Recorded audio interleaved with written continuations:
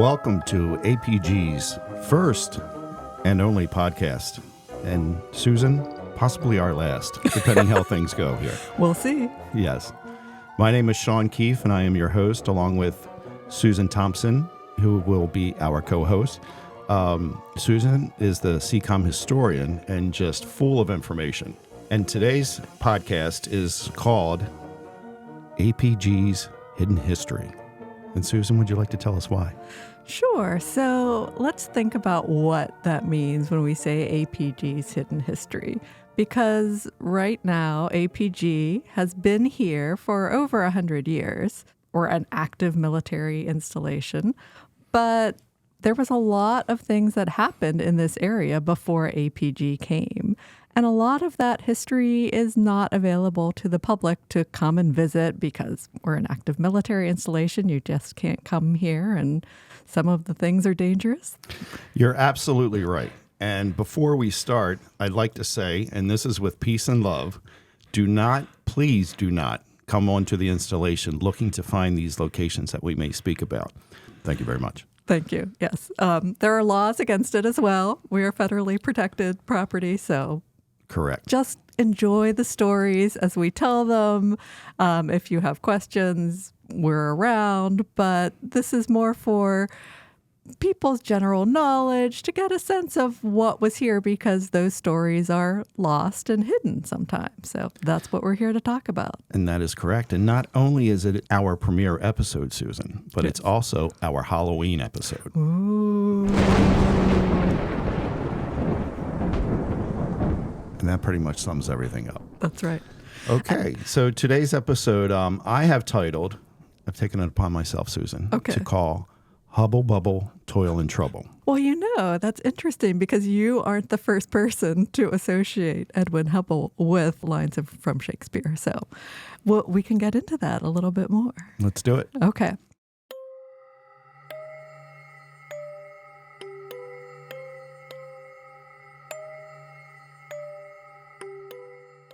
Our first episode is going to be focused on one of the islands that's right off the coast of the coastline of APG.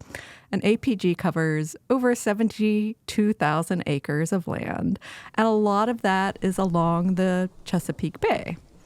So, Spesutie Island.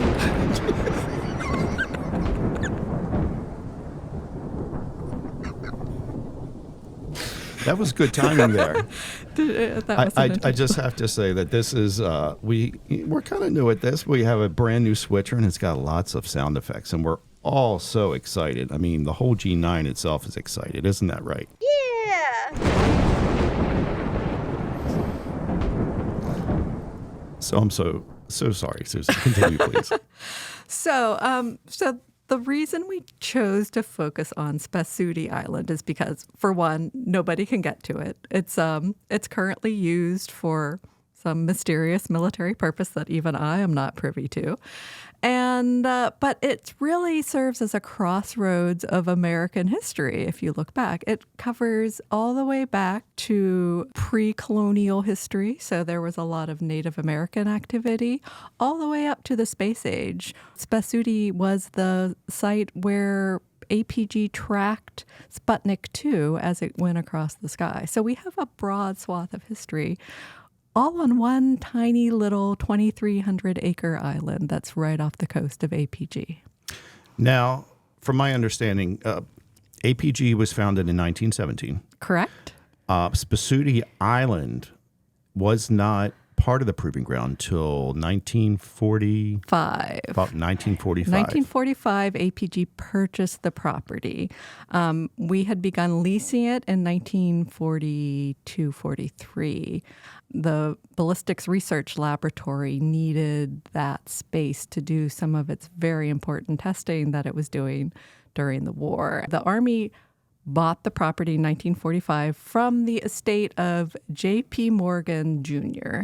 And this is the J.P. Morgan, This is the one and only. The one and only, well, he's J.P. Morgan Jr., so his father was the one and only. But J.P. Morgan Jr. died in 1943. So it was around that time that the estate was being settled. Okay. So that was an ideal time for APG to get this island that they had probably been interested in for quite a while, but it was in the hands of J.P. Morgan and other rich New Yorkers because they had had a hunting club located on the island from about 1889 into the 1930s. It was still being used by those people. So now, do we know how accessible the island was when it wasn't part of the Proving Ground for all those years? It was accessible only by boat. The Army didn't build a bridge to the island until 1943. So it would have only been accessible, and it was only accessible through the Proving Ground. So after 1917. So J.P. Morgan, it was called, I've seen two names, the New York Rod and Gun Club, also the Spesutie Island Rod and Gun Club. They were given access through that was like a special thing that they were given to get to that land. But it wasn't permanently, it wasn't a permanent residence or anything like that. They would come seasonally for the hunting. And this was always by boat? This would have been by boat, yes. Okay. So prior to that, though, was there ever a bridge that Not crossed? that I've seen a bridge, but as early as 1816, there was a ferry that had been established, and that was when the Smith family, who we will talk about more, during their occupation of Spesutie Island. That's interesting because I remember seeing a photo while we were researching this topic, and I thought it was a vehicle, a car, that was on a bridge. Yes, there is a photo of a car, but it's on a ferry that's going back and forth between Spesutie Island and the mainland. Gotcha. Before the bridge was, as far as I know, the first bridge that was built by the Army in 1943. 1943. Yes. Okay. So, because it's interesting because Spesutie Island always served sort of as a link between the land and the water.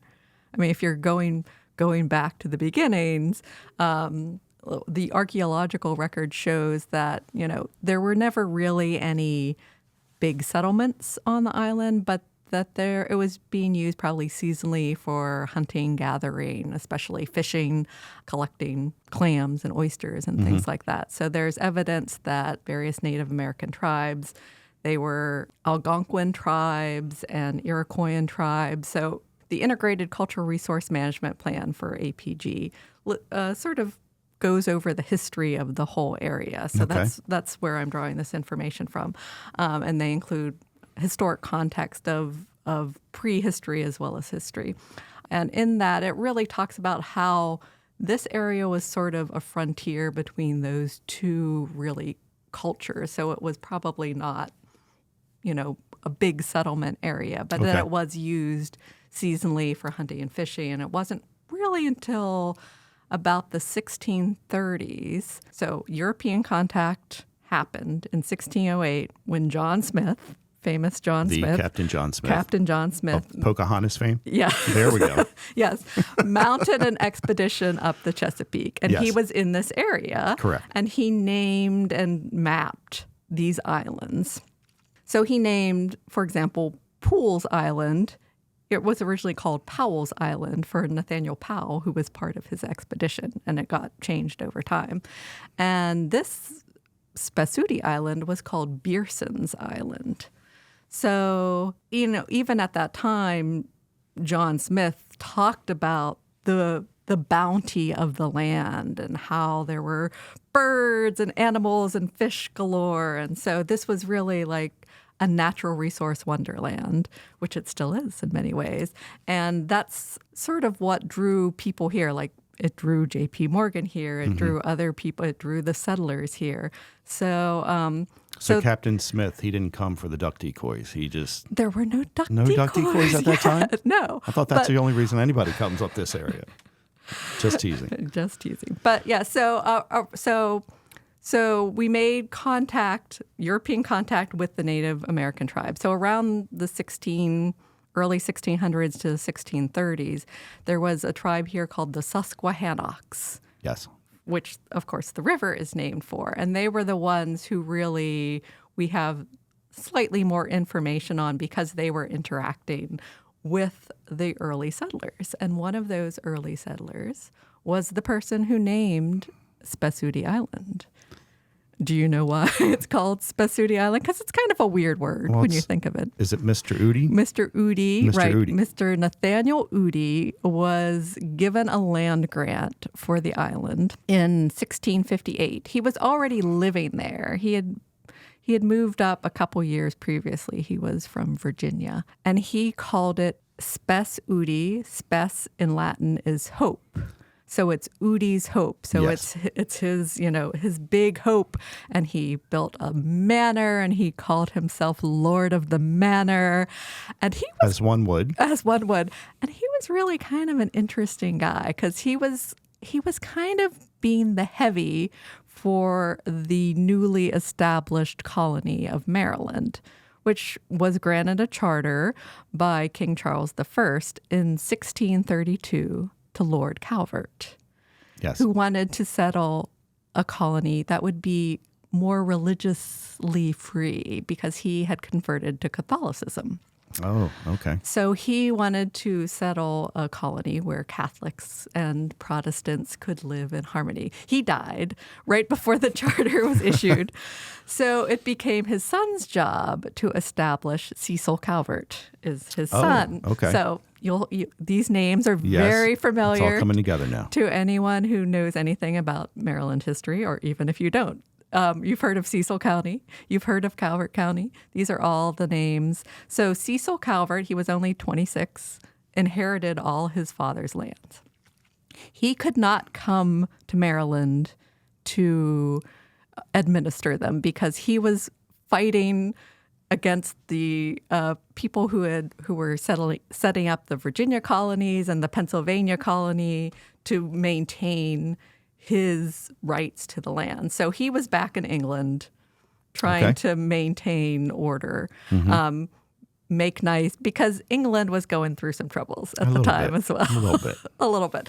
There were a lot of civil wars at the time. So he went in and out of power, but he sent his brother, Leonard Calvert, to be the first governor. That's the Calvert connection. And then, so it's the Calverts who gave Nathaniel Udi this land grant. And at the time, Nathaniel Udi was the largest landowner in this area in what was called Baltimore County at the time. It became Harford County later. Is this old Baltimore that was where the Proving Ground is now? Yes. Is that correct? That was established about the same time in the 1660s or so. So yes. So the seat of Baltimore was originally Old Baltimore. Which is within the bounds of current APG, which is also off limits. But yes, it is. And again, with peace and love, please do not come to these locations. Thank you. Thank you. So as I said, Nathaniel Udi was a very interesting character. He had gotten into trouble in Virginia. I'm not sure exactly why. It's all very vague in the record. So was this his main residence, the island? Yes, he built his manor house here, and I did manage to find a description. It's long gone. It was on the northern part of the island, and this description was from about 1700, and it comes from an 1886 article in the Aegis newspaper about the history of the Udis.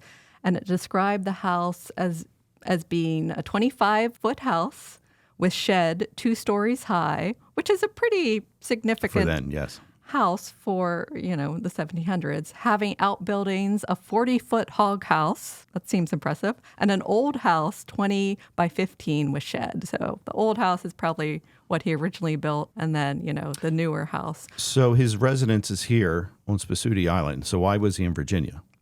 He came up from Virginia. From Virginia. And he had established a trading post with okay. the Native American tribes. He was dealing in furs and things like that. So he was really seeking opportunities for wealth, as everyone was at the time. Yes. He hosted a meeting in 1661 at his manor house regarding the colonial interaction with the Susquehannocks at the time. So basically, they were reaffirming their treaty, saying that the Susquehannocks would agree to abide by the colonial rule that had been set up, that they would basically turn over anyone who killed a colonist to the colonial government, and that they would reimburse people for animals, livestock, things like that were taken.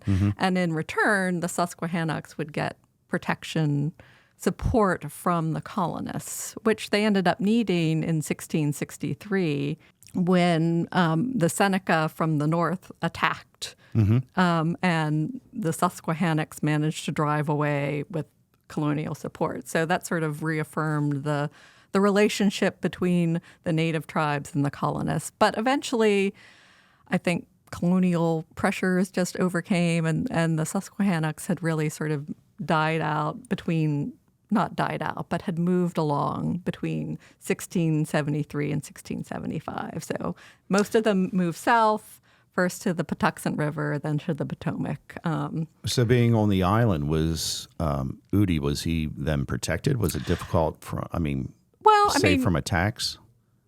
I mean, it's always been sort of an island of military importance in some ways, because you are a little bit isolated. You'd have to mount an attack by boat, but by the 1700s, really there was no threat anymore.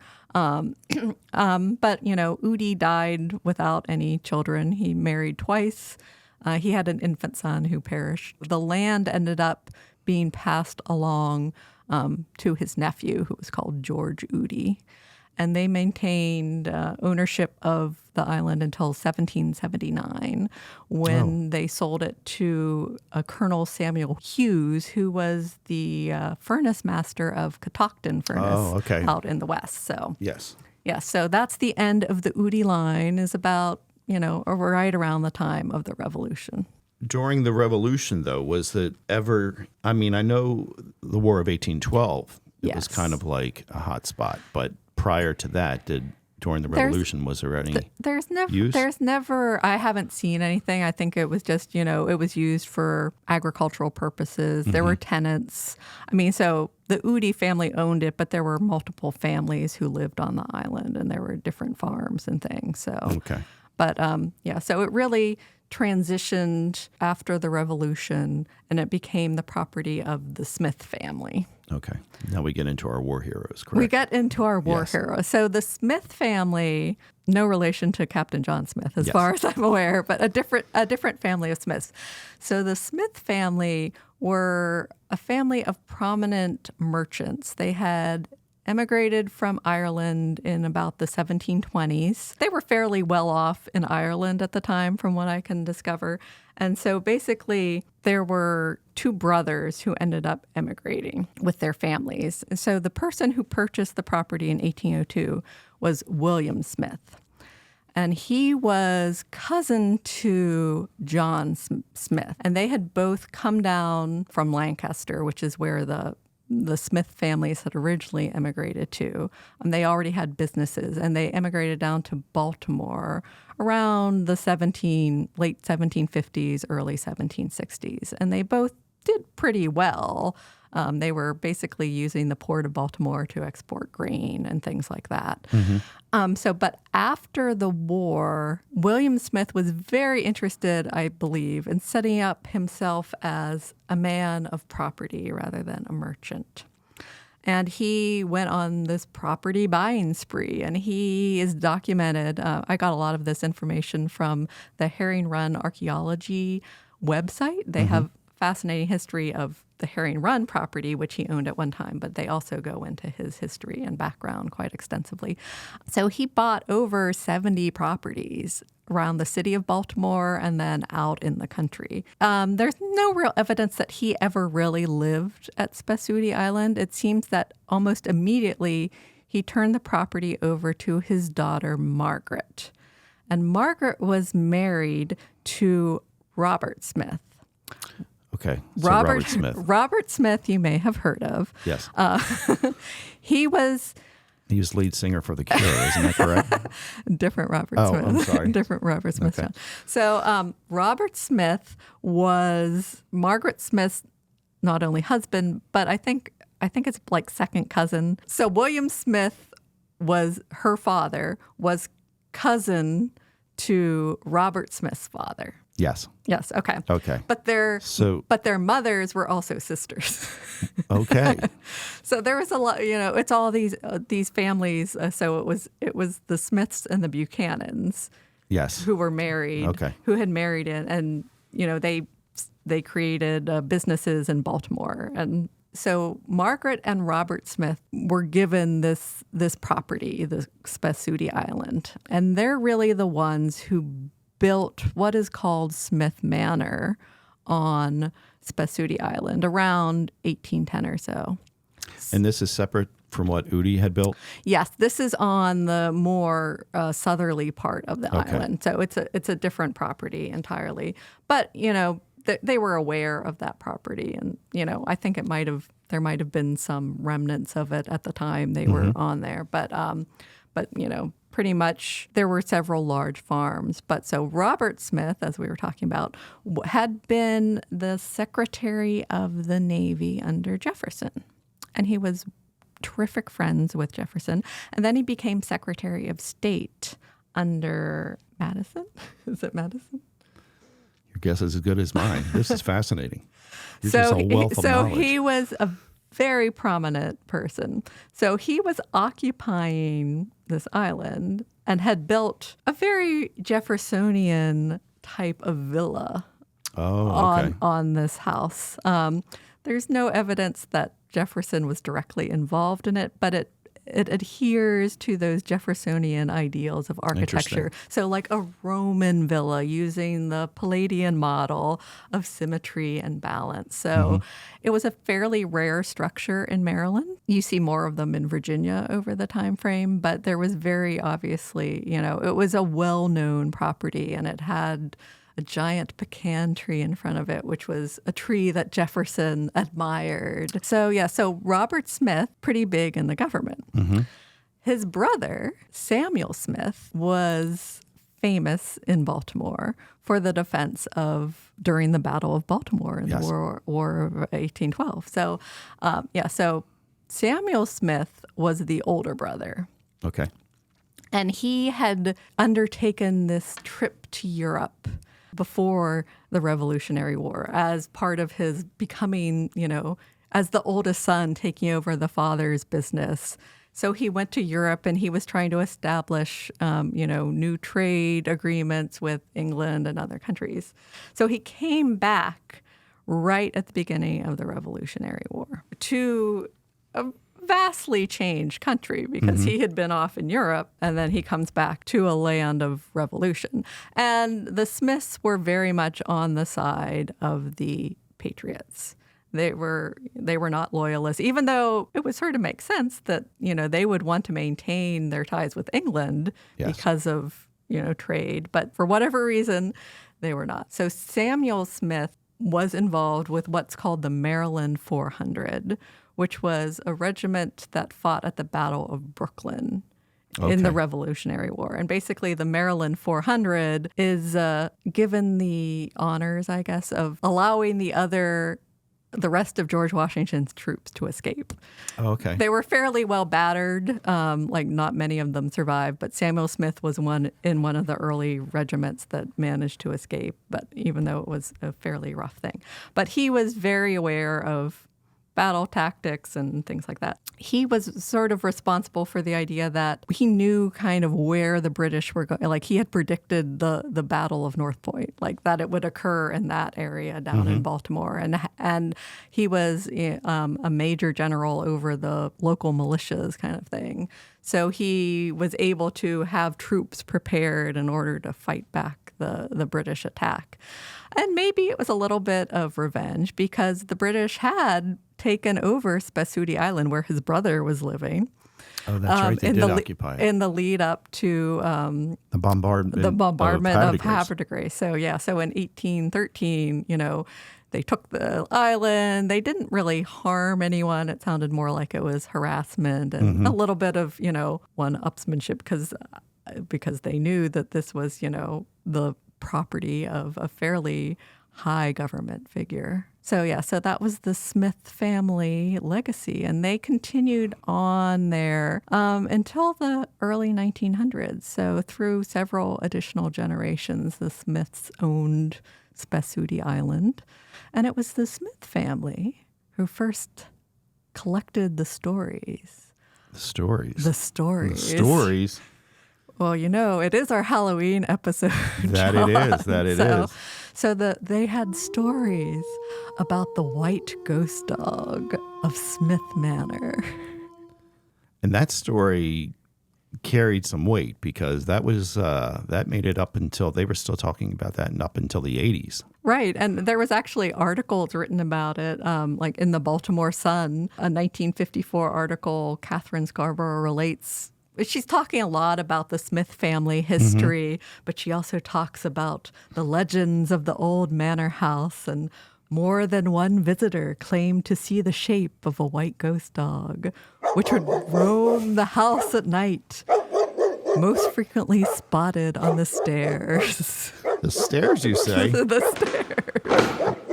Wow. So before we go any further, so Susan, is this the same Robert Smith that is buried at Westminster Burying Ground in Baltimore? Yes. So Robert Smith and his father-in-law / first cousin once removed. Brother / uncle. Right.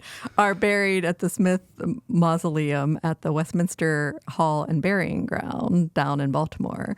And you know who else is buried there, Sean? That I do. Would you like to tell our audience? Of course. If you haven't visited, it's a great Halloween activity, and you can go visit the grave of Baltimore's favorite man who died here, Edgar Allan Poe. Now, that's some spooky stuff right there. And I do recommend making that effort. I think they used to. I hope they still do. They do offer tours of the catacombs down in Baltimore. I haven't done the catacombs. And while you're there, pay a visit to Robert Smith. They have a very large tomb. That's right. With his name smack dab on the front of it. Well, as I said, he was a pretty important person in the government at the time. I mean, can you say you were friends with Jefferson? No, I cannot. I can't do that. No. So anyway.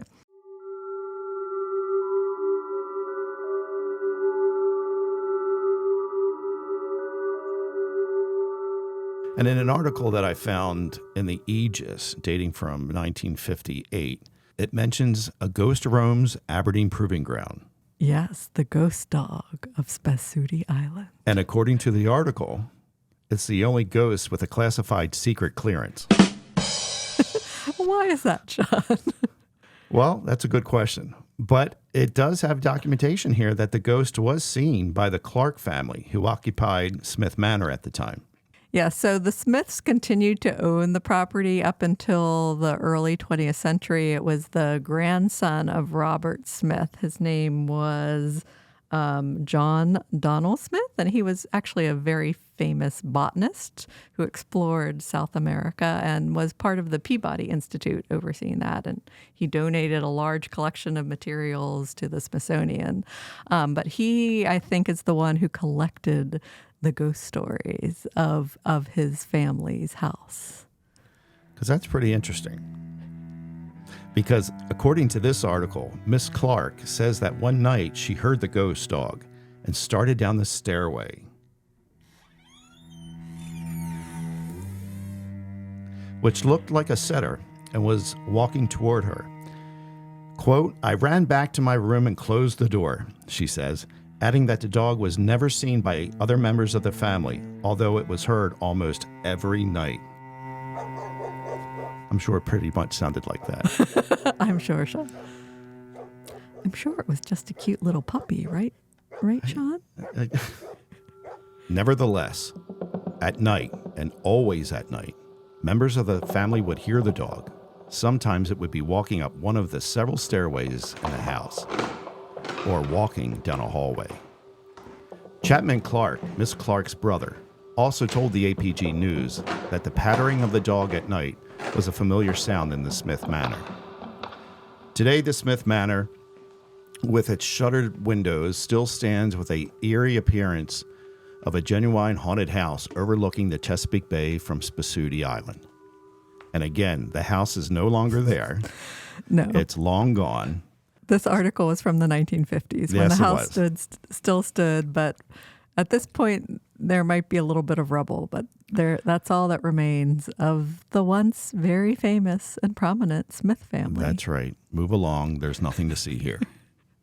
So, Susan, to get back on track. Okay, so now we are up to what year? Well, let's see. So in the 1920s, there was some change happening. The island was sold to a development company. In the 30s, J.P. Morgan Jr. and two of his buddies from the gun club purchased the rest of the island. They had purchased about 700 acres in the late 1880s and had built a very elaborate clubhouse, which was very Victorian and large. But so in the 30s, they purchased the rest of the property. And then in 1943, J.P. Morgan passed away, and APG began leasing the property to use as part of their testing lands for the ballistics research laboratory.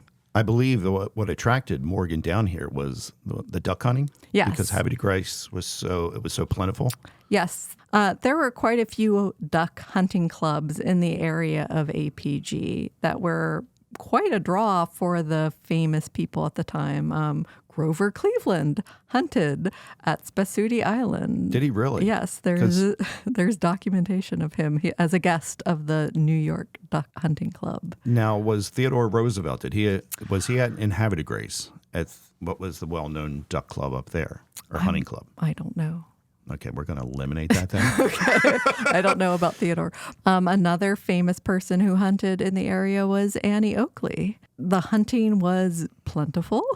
It was regulated somewhat, but it was sort of a mishmash of state laws. And so it was really right around the time that APG began to occupy the land in 1917, 1918, that the laws were starting to change because there was a conservation movement going on. People were starting to realize some of these once plentiful resources were going away. So in 1918, the Migratory Bird Treaty Act was signed, and it was signed with Canada and Mexico, and it was basically to protect some of those migratory birds, including ducks. And it eliminated the practice of baiting ducks, basically making them sitting ducks, as it were. So that was outlawed, and they put more restrictions around hunting seasons and things like that. So while in the late 19th century it was quite the thing, it was a social thing. It sort of began, you could see the writing on the wall, as it were, that like this practice was going away. So while the Morgan and people like that maintained control, it was starting to fade out of popularity to some extent. Had they deplenished the population of ducks? I mean, because I was told at one time, like in Aberdeen, you could overlook the water, and you couldn't even see the water. There were so many ducks. Right. So I mean, I think they were still plentiful, but people started realizing that like there weren't as many birds migrating as that, it was noticeable in other areas. So that's why, these treaties and things came about that protected some of these species so that they would be available for the future for, to continue to hunt for pleasure. And so, duck hunting is still allowed. It's a seasonal activity, and it's monitored by, state regulations. But overarching it is the Migratory Bird Treaty Act. So. Okay. So in the 30s, the Morgans bought it. APG started to take interest in it. They had leased land as early as 1926 on Spesutie Island to as a garage space. So the Ballistics Research Lab, and this is how we get into the title of our episode, as you said, brought on board a very famous scientist at the time, Dr. Edwin Hubble, who was world-renowned at the time as an astronomer. So why would they choose to need the knowledge of an astronomer for BRL, which is ballistics? And that's interesting. And most of my information comes from Gail Christensen's biography of Dr. Edwin Hubble, and that's taken mostly from the journals kept by Grace Hubble, Dr. Edwin Hubble's wife. She was a pretty prolific journaler while she was with Edwin Hubble. And also his copy editor. Right. He was a terrible speller from what I've read. Roger that. But it's all kind of vague. Like, she was told that he was meeting with important people. Like, when the war started, he was being asked by many different places to do this, do that. I mean, he got asked about code, to work on codes and ciphers one time. He was asked to participate in the Manhattan Project, which he turned down. And I don't know exactly why they picked him. Basically, they were searching for a head of external ballistics. Okay. Which deals with how ballistics, their structure and how they fly and that kind of thing. That's what external ballistics. I had to look that up because I'm not a ballistics historian. Well, let's get an astronomer to tell us all about it. So, I mean, it's interesting because Edwin Hubble admitted when he first talked to Aberdeen Proving Ground, he came out to visit, he had to look up what ballistics was in the encyclopedia. So this was not his area of expertise, but he was considered probably one of the premier geniuses of the time. He was known for basically discovering that there's more than one galaxy, because up until the 1920s, 30s, there was this belief that the Milky Way was the only galaxy, and the other things they could see were something else, but not other galaxies. So he classified them. He began working at Mount Wilson, which had a 100-inch telescope. It was the largest telescope in its existence at this time, out in Pasadena, California, in 1919. He had served in World War I. He was a major in the infantry. It seems like he didn't really see much action. He was in Europe briefly, but he didn't see much. But he had come to astronomy. It was an early interest, but his father was against it. He got his bachelor's degree from the University of Chicago. It was a fairly new college at the time, but they're, really trying to create a new Midwestern sort of Ivy League experience. And he was a Rhodes Scholar, meaning he was awarded a scholarship to go study at Oxford in England, and he ended up at Queen's College. But because of pressure from his father, he studied law. Okay. So Even he's covering all the bases here. He was covering all the bases. He was a bit of a very interesting character. He told a lot of tall tales about himself. But it is interesting because he was in the old halls of Oxford. I think it's the second oldest university in the world after Paris, University of Paris. But he had some encounters with ghosts while he was there because his old lodging, evidently they would be in their rooms and they would hear the stairs creaking. Did you say stairs? I did say stairs. Could it have sounded anything like this? It was something like Very that. possible. And they'd open their doors and there would be no one there. And so they ran a little experiment and they realized because the stairs were so old, it was about 20 minutes after someone had gone up the stairs.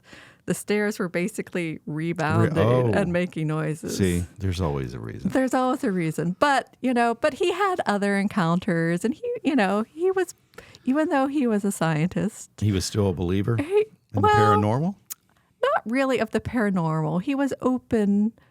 He didn't like to come to a definitive conclusion. Okay. He wanted to see which way the evidence pointed. I can get on board with that. So anyway, as I said, Aberdeen Proving Ground. So Aberdeen Proving Ground, he's brought here. He comes in August of 1942.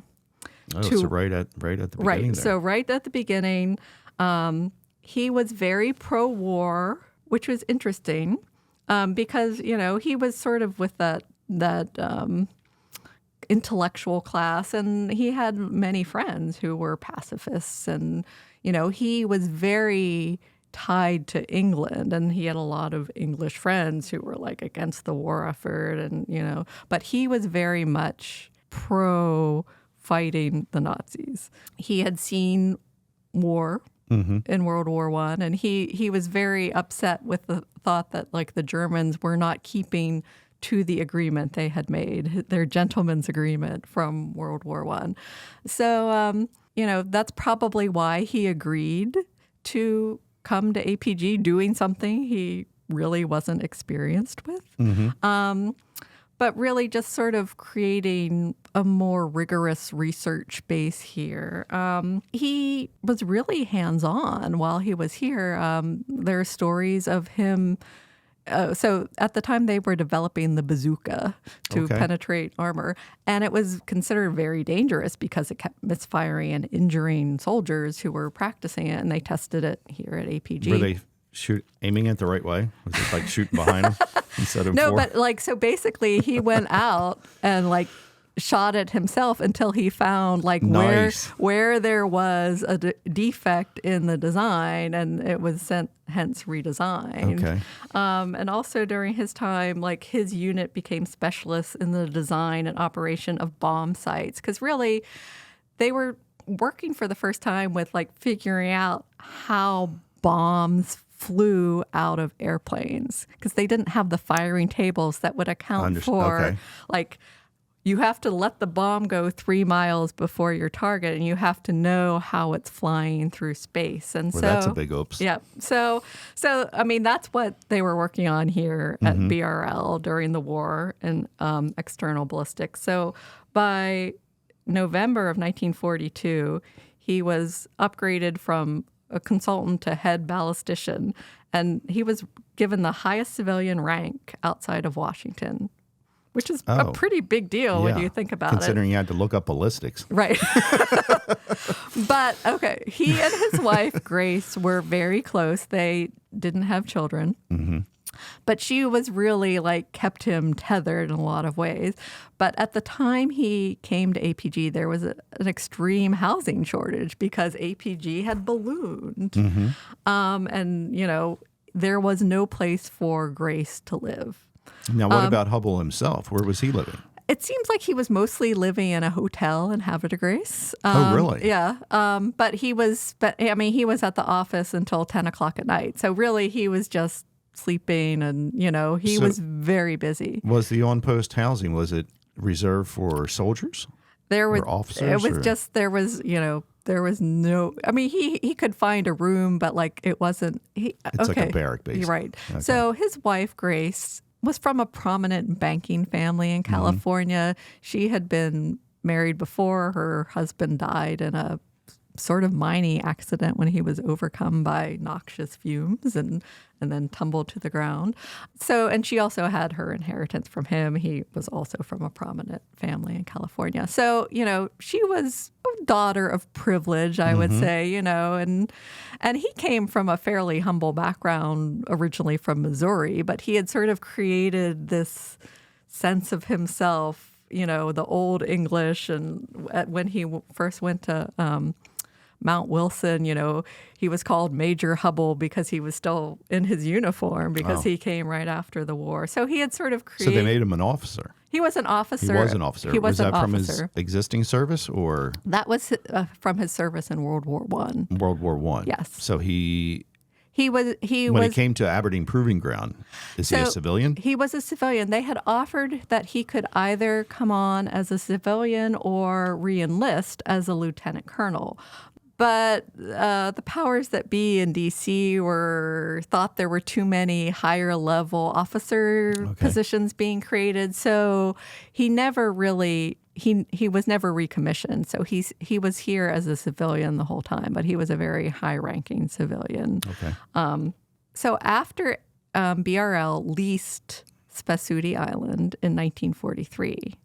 So this is the government's first real, yes, possession of Spesutie Island. And they own it now. It's going to be. Well, they're leasing it. They're leasing it. They're leasing it because, as I said, J.P. Morgan had passed away. Jr. had passed away in 1943. So his estate was dealing with all his properties. Mm-hmm. Edwin was pretty well connected. I mean, they had dinner with movie stars. They met Einstein when he came out to California. I mean, they knew all the people who were like the people to know. So he basically contacted the estate of J.P. Morgan and was told. Hubble did. Okay. Yes. And was told that there was, so of course there was a large gun club, but attached to the property was a very small house from the 19th century. It was like 2 rooms downstairs, 2 rooms upstairs with like a bathroom built on the first floor. I've seen this. I've seen a photo of this building. So he was told that he could have possession of this property for as long as he was there because they were trying to settle the estate and they weren't using it at the time. So Morgan's estate is the one that allowed him to occupy the building. Yes. So that was the only way he could get his wife to come out to APG and live with him. So because, he was working all the time. He was working till 10 o'clock at night. So, but they were, as I said, very attached to each other.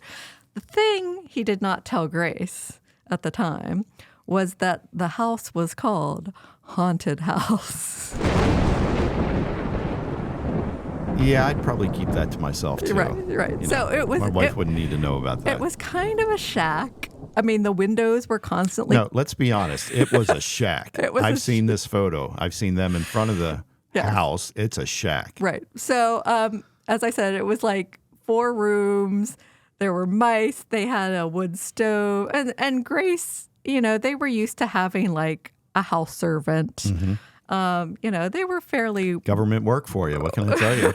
Fairly well to do. And she came and was like, because the windows would crack, because from the time BRL leased it, the house was constantly shaking because they were testing. Oh.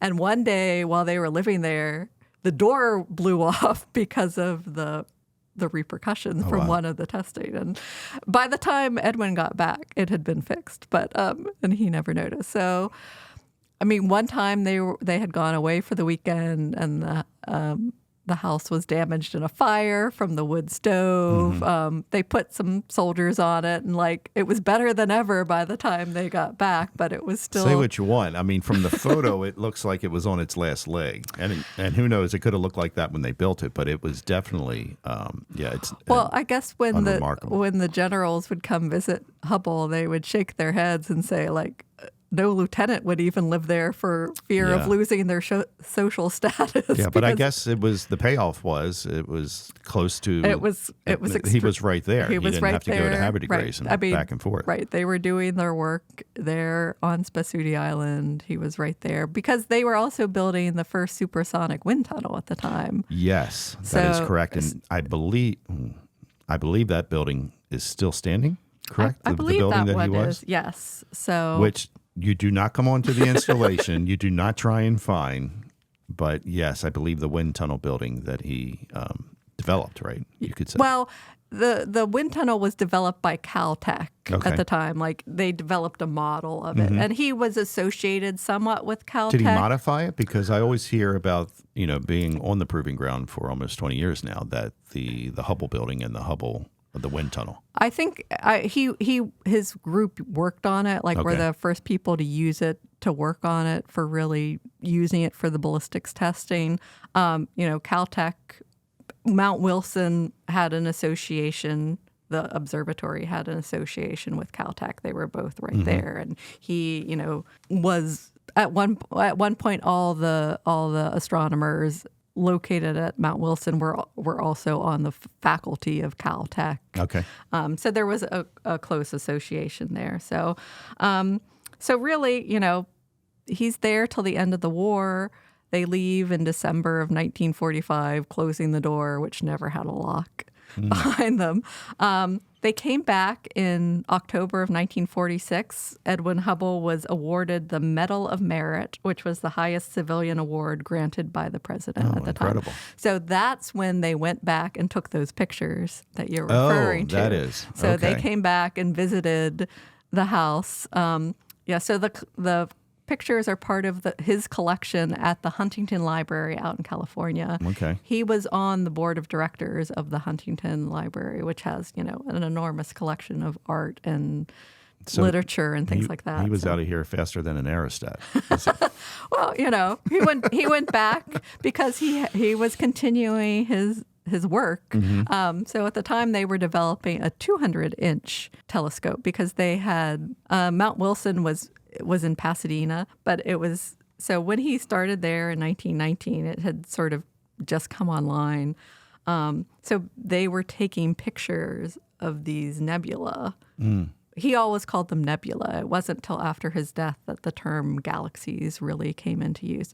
But he developed the classification system of nebula, the types. He determined, and this is really the big thing, why he was famous, that the galaxy is actually expanding.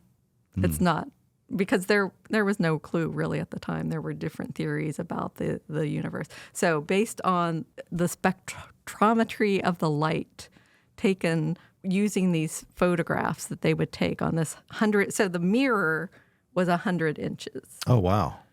So that's why it's called the incredible. 100-inch. So like they could see back in time, which they had never been able to do before. So they were waiting after the war for the new 200-inch telescope down at Mount Palomar to come online, so that he could, because basically he had gotten as far as he could using the 100-inch telescope. He couldn't He's like, hey guys, need a bigger one. Right. So it is kind of interesting that later on, Hubble died in 1953. He hadn't quite finished his work. Oh. But, he had his apprentices carried on and finished doing his work. He had a sudden stroke. He had a heart attack a couple of years before, and, he seemed to be recovered, but he died suddenly. He didn't want to be made a fuss of when he died. So there were only 5 people who attended his cremation, and his remains were buried at an unknown location. Oh. And that only 5 people ever knew. And then once his wife Grace passed away, quite a few years later, I guess her remains were also buried there. So we don't know. And no one knows. No one knows where that is. I bet it's not Spesutie Island. It's probably not Spesutie Island, one would hope. But anyway, so in 1953, he passes away. In 1957, Spesutie Island is used by BRL to track Sputnik 2 as it goes across the sky using brand new telescope technology that they had developed to track missiles. It's kind of an interesting juxtaposition when you think about it, that like Hubble, who used the telescopes to map the stars, and of course, the Hubble Space Telescope, which is basically a large satellite telescope. Yeah. That's pretty. It was named for incredible. him in the 1990s. On the same small island, Spesutie Island, they tracked one of the first times a dog traveled in space. And unfortunately, you know what happened to that It couldn't be that. Well, You know that would happen to that dog on Sputnik 2. no. Well, if you think about it, you know what happened to that dog on Sputnik 2. So, the dogs... you think white ghost dog, you think, it's possibly Zero from, Right. So, Nightmare Before Christmas. It all comes together that, from satellites to dogs, it's all happening at Spesutie Island or did in the past. Yes, it did. Well, I'm exhausted. I don't know how you feel. This has been very delightful. You're just full of information. And I hope, the next time, if we do another one, we can talk about another island here at APG. Oh, do tell. So we thought our second episode would be about Pools Island, which has, of course, one of APG's most recognizable landmarks. That it does. And if you don't know what that is, you're going to have to tune back in. But you could do your own research while you're at it. But anyway, Susan, thank you so much. It's been delightful. Thank you, Sean. You're welcome. And until next time, this has been APG's Hidden History. And we will see you on the second episode. Thank you very much. Bye.